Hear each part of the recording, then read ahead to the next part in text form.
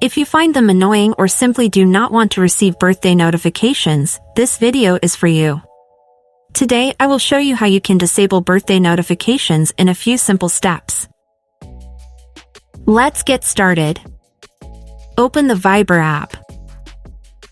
Click on More in the bottom right corner of the screen. Then open Settings. Among other settings, you will see the Notifications option. Click on it. When the option Get Birthday Notifications is enabled, Viber sends you notifications to your phone's notification bar. If you do not want to receive birthday notifications, simply uncheck the button next to it.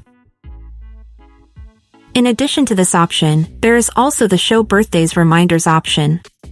When it is enabled, you will see when someone has a birthday when you enter Viber chats.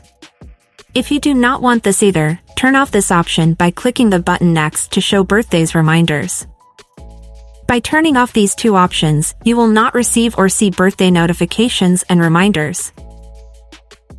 I hope you found the video helpful. Subscribe to the channel and stay up to date with all the latest news.